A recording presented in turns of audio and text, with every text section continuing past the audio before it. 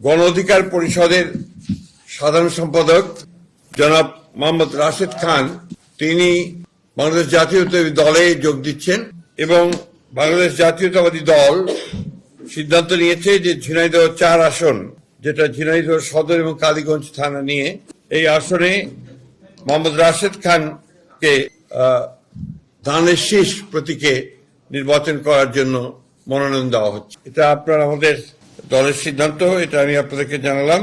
আর সেই সঙ্গে আমি আপনার অনুরোধ করব, এই ঝিনাইদহ ও কালীগঞ্জ, ঝিনাইদহ সদর ও কালীগঞ্জ অর্থাৎ ঝিনাইদহ 4 আসনের বিএনপির সকল নেতাকর্মীকে মোহাম্মদ রাশেদ খানের সঙ্গে কাজ করার জন্য এবং তাকে বিজয়ী করার জন্য সর্বশক্তি দিয়ে কাজ করার জন্য। এখন রাশেদ খান বলবেন, তারপরে ওটা হবে। আমি মোহাম্মদ রাশেদ খান 2018 সালের কোটা সংস্কার আন্দোলন থেকে আপনাদের সাথেই ছিলাম। কিভাবে রাজপথে সংগ্রাম করেছি আপনারা সবাই জানেন, সাংবাদিক ভাইয়েরা। বিশেষ করে জুলাই গণঅভ্যুত্থানের সময় আমার পাশে বিএনপির স্থায়ী কমিটির সদস্য জনাব সালাউদ্দিন আহমেদ এবং আমি রাশেদ খান, গণ অধিকার পরিষদের সভাপতি নুরুল হক নূর, আমরা 3 জন একসাথে এই আন্দোলন সংগ্রাম সমন্বয় করার কাজ করার সুযোগ হয়েছে এবং আমাদের সংগ্রামী মহাসচিব যে সময় যিনি গ্রেপ্তার হন, বিএনপির সংগ্রামী মহাসচিব আমাদের সালাউদ্দিন আহমেদ ভাই, তিনি ইন্ডিয়া থাকলেও এই আন্দোলনকে যেভাবে সমন্বয় করেছেন এবং আমার ভূমিকা সম্পর্কে আসলে আমি বলতে চাই না, সালাউদ্দিন আহমেদ ভাই তিনি জানেন, তিনি বলবেন। আমি এতটুকু বলতে চাই, বাংলাদেশ জাতীয়তাবাদী দল গণমানুষের অধিকার প্রতিষ্ঠায় লড়াই সংগ্রাম করছে এবং শহীদ প্রেসিডেন্ট জিয়াউর রহমান, যাকে আমি নিজের আদর্শ হিসেবে মনে করি, বর্তমানে বিএনপির নেতৃত্ব দিচ্ছে জনাব তারেক রহমান, তিনি আমাকে অত্যন্ত স্নেহ করেন, ভালোবাসেন। ফ্যাসিবাদ বিরোধী আমল থেকে তার সাথে আমার সম্পর্ক। আমি মনে করি নতুন বাংলাদেশ গঠনে তার নেতৃত্ব দেশ এবং জনগণের জন্য অত্যন্ত প্রয়োজন।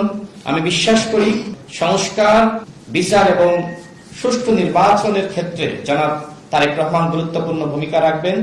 আমি রাশেদ খান আজকে বিএনপিতে যোগদান করেছি এবং জনাব তারেক রহমানের নেতৃত্বে ইনশাআল্লাহ দেশ এবং জনগণের জন্য সংগ্রাম করে যাব, কাজ করে যাব।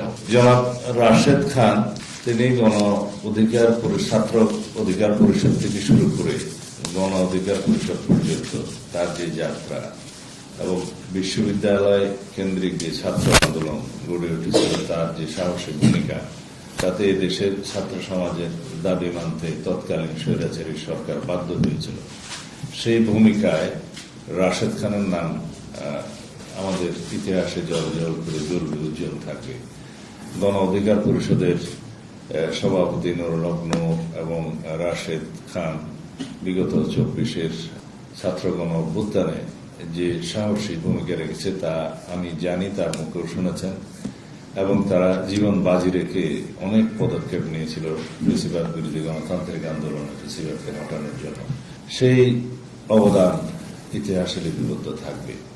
আমরা চাই বর্তমান নতুন প্রজন্মের এরকম আরো অনেক সাবেক ছাত্রনেতা যারা এখনো বয়সে তরুণ, তারা জাতি বিনির্মাণে সঠিকভাবে পদক্ষেপ নিতে পারুক এবং সেজন্য তাদেরকে জাতীয় সংসদ থেকে শুরু করে সমাজের, রাষ্ট্রের বিভিন্ন স্তরে তারা প্রতিষ্ঠিত হোক, সেটা আমাদের কামনা।